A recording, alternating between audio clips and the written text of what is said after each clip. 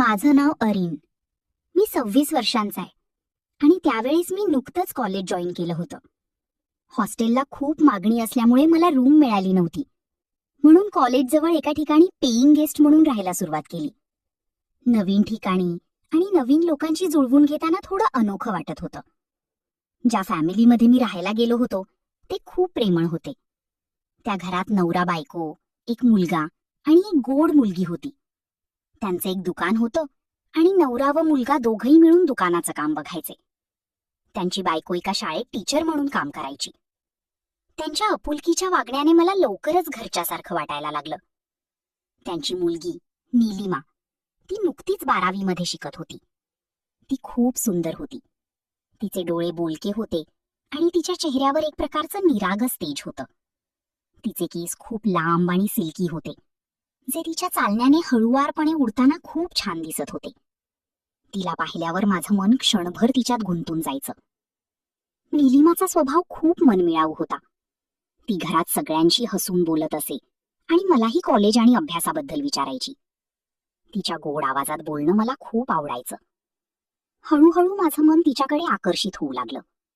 तिच्याबद्दल माझ्या मनात एक अनोखी भावना निर्माण झाली होती, जी मी यापूर्वी कधीही अनुभवली नव्हती. तिच्यासोबत बोलताना मला एक प्रकारची शांतता आणि आनंद मिळायचा. तिचं निरागस हास्य माझ्या दिवसातला ताण कमी करायचं. मला असं वाटायचं की जणू काही मला एक जिवलग मैत्रीण मिळालीये. पण माझ्या मनात तिच्याबद्दल मैत्रीपेक्षा जास्त भावना होत्या, ज्या मी तिला सांगायला हिंमत होत नव्हती. माझं मन तिच्या विचारात गुंतून गेलं होतं आणि तिला एक दिवस माझ्या मनातलं प्रेम व्यक्त करण्याची इच्छा माझ्या मनात होती. आणि तिची फिगर एकदम भारी होती. तिच्या प्रत्येक हालचालीत एक प्रकारची मोहकता होती, जी माझ्या डोळ्यांना खूप भावायची. तिला पाहिल्यावर माझं मन बेचैन व्हायचं. माझा कॉलेजचा टाइम टेबल असा होता की मी नेहमी कॉलेजमधून परत दुपारी 2 वाजता येत असे. तिची आई, जी शाळेत टीचर होती, ती साधारण 4 वाजता शाळेतून घरी येत असे. मी तिच्या आईला काकू म्हणायचो. त्यामुळे प्रत्येक दिवशी 2 तास घरी फक्त काकूची मुलगी नीलिमा आणि मी दोघेच असत. परंतु मला कधी तिच्यासोबत मनमोकळी बोलण्याची हिंमत झाली नाही. माझं मन तिच्याबद्दलच्या अनोख्या भावनेनं भरलेलं असूनही एक प्रकारचा संकोच मला नेहमी रोखायचा. तिच्या समोर आल्यावर माझं हृदय धडधडायला लागायचं. आम्ही फक्त एकमेकांकडे बघून हलकेच स्मितहास्य करत असू. ती पण माझ्याकडे बघून लाजून हसायची आणि त्या क्षणात माझं मन आनंदाने भरून जायचं.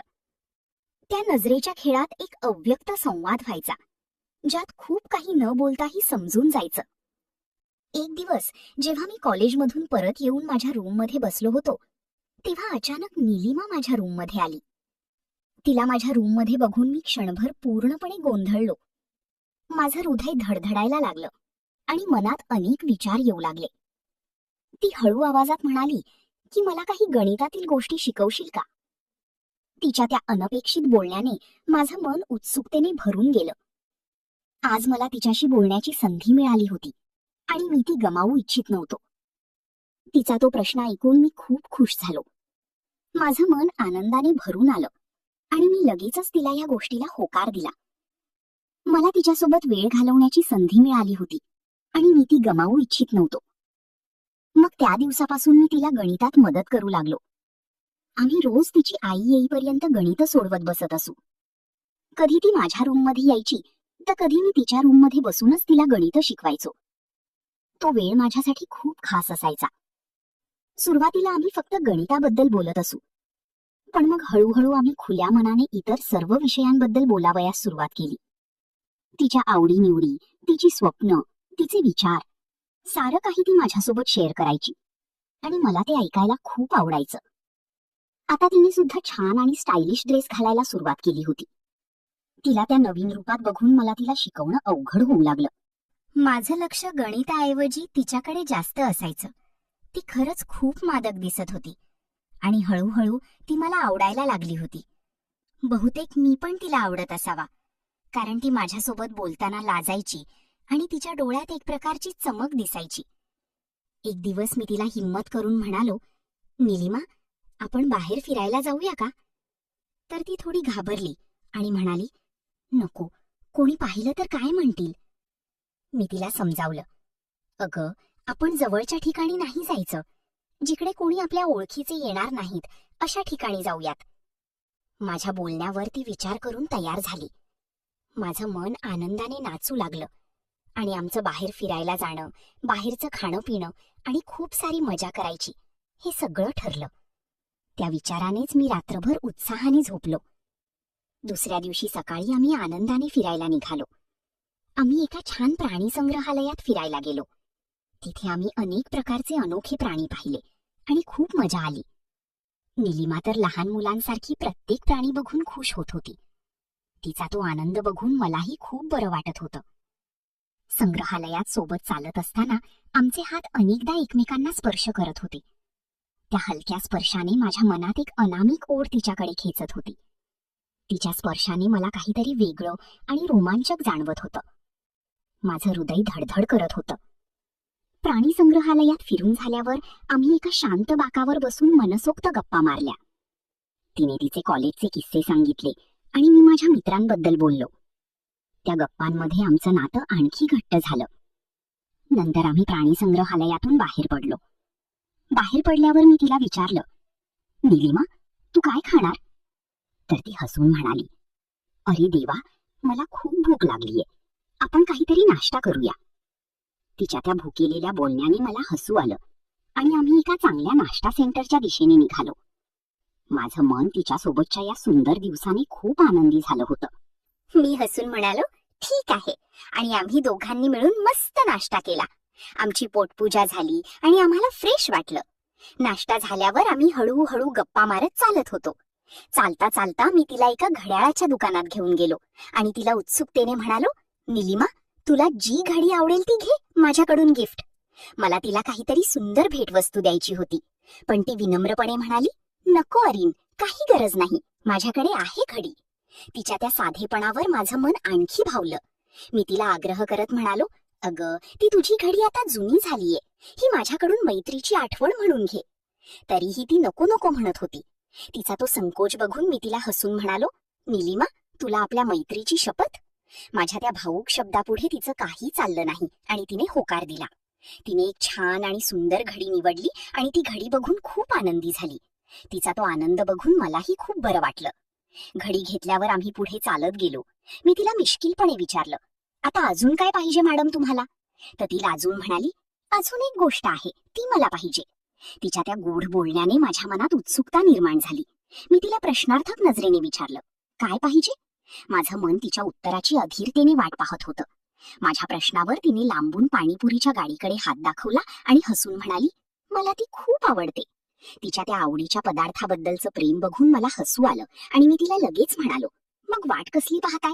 चला, मस्त आस्वाद घेऊया पाणीपुरीचा. असं म्हणून आम्ही दोघेही खुशीत पाणीपुरी खायला गेलो आणि दोघांनी मिळून 4-5 प्लेट झणझणीत पाणीपुरीचा आस्वाद घेतला. नंतर मग आम्ही बोलत बोलत रस्त्यांनी पायी चालत पुढे जात होतो आणि त्या गप्पांच्या ओघात आम्ही कधी एकमेकांचे हात हातात घेतले हे आम्हाला दोघांनाही कळलंच नाही. पण तो क्षण खूप भारी होता. तिच्या हलक्या स्पर्शाने मला वेड लावलं होतं आणि आम्हाला असं वाटत होतं की आम्ही असंच एकमेकांच्या हातात हात घालून चालत राहावं आणि हा रस्ता कधीच संपू नये.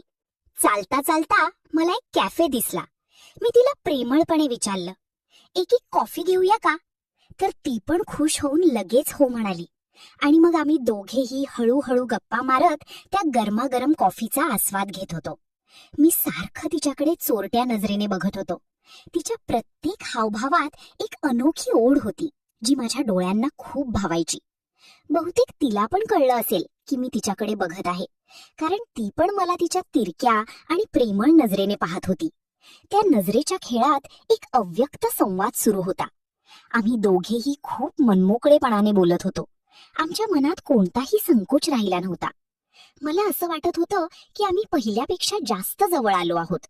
आमचं नातं आता मैत्रीच्या पलीकडे गेलं होतं आणि आता फक्त प्रपोज करायचं बाकी होतं. जवळपास दोघेही एकमेकांवर प्रेम करू लागलो होतो.